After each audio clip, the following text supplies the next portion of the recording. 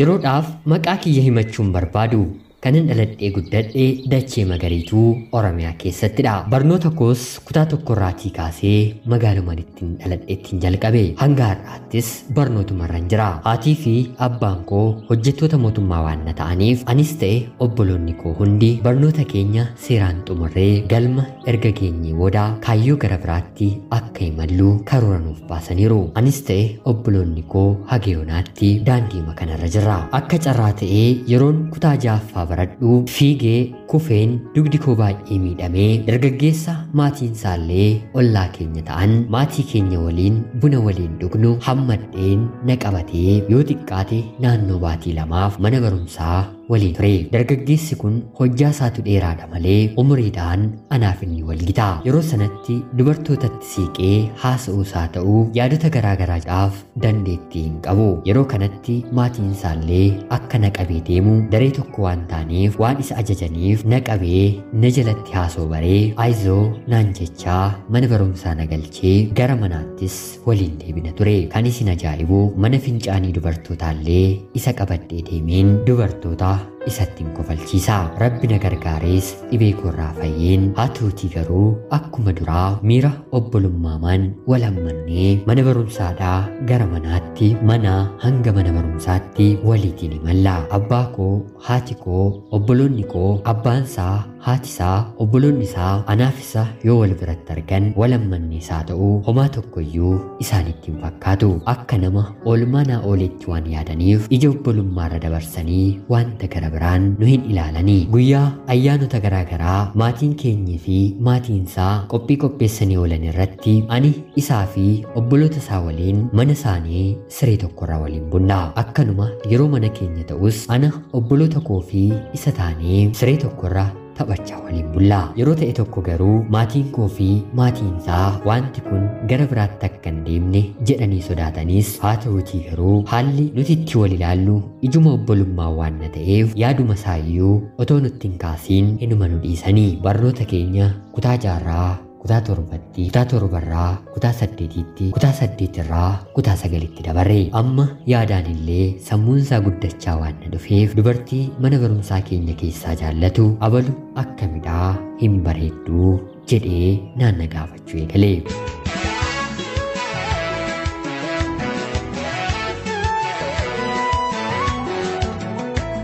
Ani yeroo sanatti kaayyoo isaa barnoota qofaarratti akka diriirsu waan hin barbaadeef mucaan kun akkanadhaa siif hin taatu yoo nammoo ati umuriin kee kichuu waan na ta'eef waan akkanaaf hin ariifatini barnoota keenya qofa seeraan ni hordofnaa jedheen isa gorsa. Innis yaadaa fi gorsa maatiin isaa isa gorsanirraa kan ani jedhu fudhata. Akka obboleettii haadhoosaa hangafaatti na ilaala. Icciitii anaaf isa gidduu jiru nam tokkollee hin beeku. Anaaf hiriyaan koo isadha. Isaaf immoo hiriyaan saanadha. Yeroo hundaa waliin yeroo deemnu namoonni hedduu waan hin arganiif akka nuti jaalallee walii taanetti yaadu. Ammas kutaa 10ffaatti dabarre. Qorumsi maatirikii kutaa 10ffaa waan na jiruuf halkanillee obboloota isaa kaan waliin bakka tokko taanee mana tokko keessatti waliin qo'achaa bulla. Yeroo kana anaaf inni qofa yaadaa fi taphaan walii gallee wal qerqeraa wal kofalchiisaa wal boosisaa halkan sana dabarsina. Namni jarri kun miira gara biraa wal biraa qabu jedhee shakkus gonkumaa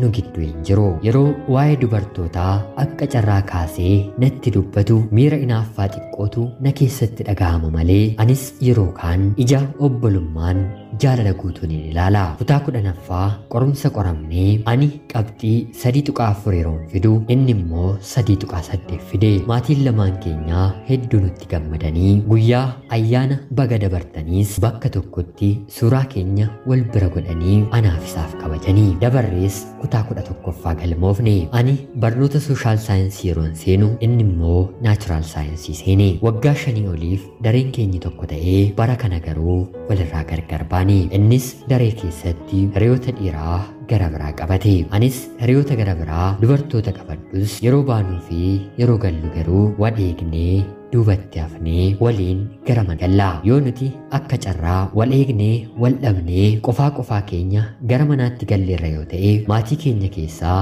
namni nu arge abaluu sibiraa eessa dhaqee jechuun lamaan keenya gaafata. Yeroo kutaa 11ffaa baratu kana hiriyoonni isaa ana waliin jaalalaan kan hin jirre yoo ta'e dubartii kana jaalladhu jedhaniini dubartii daree isaa keessaa bareedduu taate tokkootiif xalayaa akka inni barreessu godhanii. Innis tole jedhee xalayaa barreessee akka ishee jaallatu gaafate. Haa ta'utii garuu yeroo hedduu na waliin waan agartuuf ati hiriyaa ni qabda miti jechuun mucayyoon daree isaa kun gaaffii jaalalaa isaanii diddi. Lakki isheen jaalallee koo miti mucaa ollaa koodhaa jedhee karaa hiriyoota isaa ishee hubachiisuuf yaalus tole jechuun diddi. Booddee irrattis yeroo dadhabu ishee waameen akka hiriyaa koo taatee fi hin taane si biratti ittiin dubbadhaa jedhee yeroo isheetti himu amantee hariiroo waliin jalqabanii. Ani garuu battala dubbii kanan dhaga'etti sammuun koo akka nama maraatu ta'e na waliinis akka hin deemne jedheen ofirraa sakute. Haa ta'utii garuu miira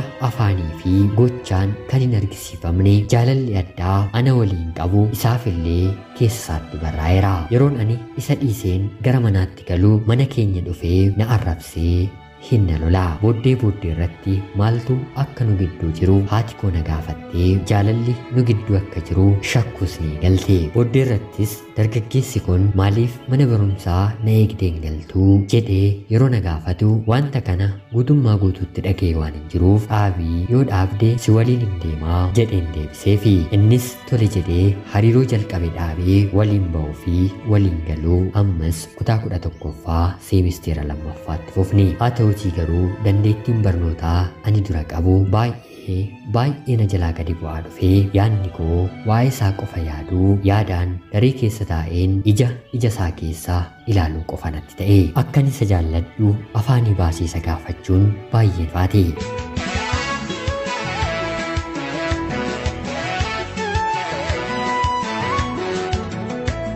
Haa ta'utii garuu isa biras akka koo baay'achuu baatus miirri jaalalaa irraafama. Akkanumatu jennus gara kutaa 12tti dabarra. Ammas otoo ani hin beekiin dhoksaadhaan karaa hiriyoota isaa dubartii kutaa 11ffaatti gaaffii jaalalaa dhiyeesseef waliin wal qunnamtii gochuu isaan dhaga'e. Akka wanta kana raawwate fuula saalfamaa humna yookiin immoo konfidensiinni yeroo kana hin raawwatiin dubbatuu fi erga wanta kana raawwatee dubbatu gonkumaa walitti hin dhufanii. Ana malees dhiirri addunyaa kanarra hin jirtu amala jedhutu isa keessatti horame. Booddee irrattis maal taatee amalli kee baay'ee jijjiirameera jedheen yeroon isan gaafadhu. Haa ta'utii garuu anaafsi hariiroonii jechuudhaan na gaafate. Anas guyyaa kana inni na qabe waa jedheen isa dhabe. Hariiroo maaliitu anaafsi gidduu jiraree akkuma ati argitudha jechuudhaan yeroon isatti deebisu. Kanaan booddee yeroo mana barumsaa deemtus haa ta'u yeroo mana barumsaatii galtu nan eeginee ani kana booda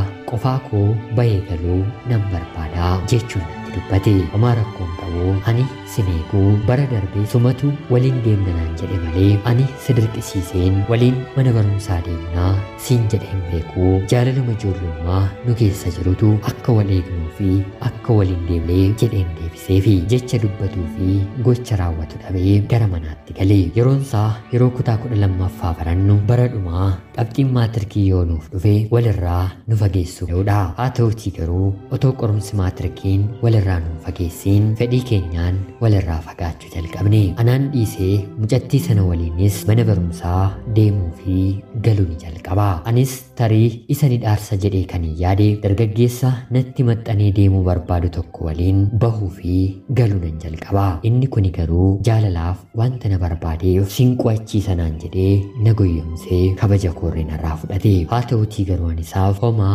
jaalala sin qabu. Mucaan waggaa amma kanaa otoo waliin baanee galluu ija obbolummaan addatti na ilaalee hin beekne guyyaa firii maatirikii keenyaa laallee boo'ee imimmaan isaa buusuutiin dhiifama na gaafate. Yeroo dhiifama na gaafatu kanatti riyaa jaallatullee akka qabu natti hime. Anis keessa kootti irra keessa dhiifama godheefiin wanta ani isarraa barbaadu waan hin arganneef obbolummaa keenyas fedhii jaalalaa keessi koosaaf qabaatus dhiiseen gara yuunivarsiitiitti imala kun taasise. Innis rabbi isa gargaaree qabxiin maatirikii dhufee fi gara yuunivarsiitiitti imala isaa taasise. Bakka garaagaraa lamaan keenya waan ga'eef akka kaleessaa wal eegnee mana barumsaa deemnee hin gallu. Erga yuunivarsiitii seenee akkan dhugaa keessa kootii isa jaalladhu jireenya koo boriif illee akkan isa barbaadu itti himuu fedhus haa ta'uutii garuu dubartoota garaagaraa waliin nama hariiroo uumu ta'e. Har'a kana waliin jira yeroo jedhamu torbee har'a ammoo nama gara biraa waliin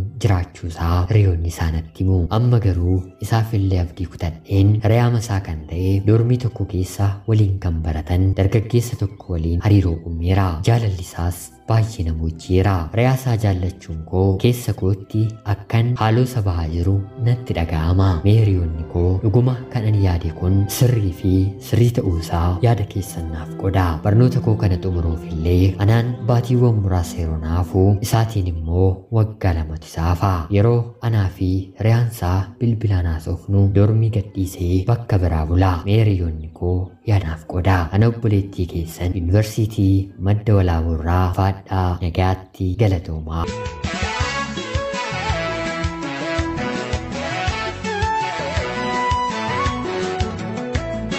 Yooyaa shamaa akkam jirtu kabajamtootaaf hordoftoota qophii Oromiyaa 24 nagaaf jaalalli tokkummaan bakka jirtan hundaatti hunda keessaniif haa ta'u jechaa yaadhaas xalayaa jaalalaa obboleettiin keenyi yuunivarsiitii madda walaaburraa nuuf ergite siniif dubbiseen hin ka'a. Akka sanarraa barattaniif hubannoo cimaa argattan homaa shakkii tokko illee hin qabu. Mee obboloonni keenyi yaada keessan obboleettii keenyaaf qodaa jechaa qophiin guyyaa har'aaf siniif qabadheen dhiyaadhe kana fakkaatti. Hanga yoonaatti waan na dhaggeeffachaa turtaniitiif illee guddaa galatoomaa jechaa laayikii fi sheer gochuun akka na deeggartan kabajaan isiniin gaafadha. Akkanumallee namoonni chaanalii keenyaaf haaraa taatan anaa dhufu kun Oromiyaa 24 yaa guyyaatiin xalayaa jaalalaa fi seenaa jireenyaa nama barsiisuuf bashannansiisuu danda'u isiniif qabattee waan dhiyaattuuf isinillee sabskiraayib gochuun maatii keenya ergatatanii booddee xalayaa jaalalaa yookiin seenaa jireenyaa nama barsiisuuf bashannansiisuu danda'u qabaattan karaa teelegiraamii karaa lakkoofsa bilbilaa kiyyaa 937 naaf erguun irra dandeessu. Qopheessuuf qindeessuun isin waliin kanan ture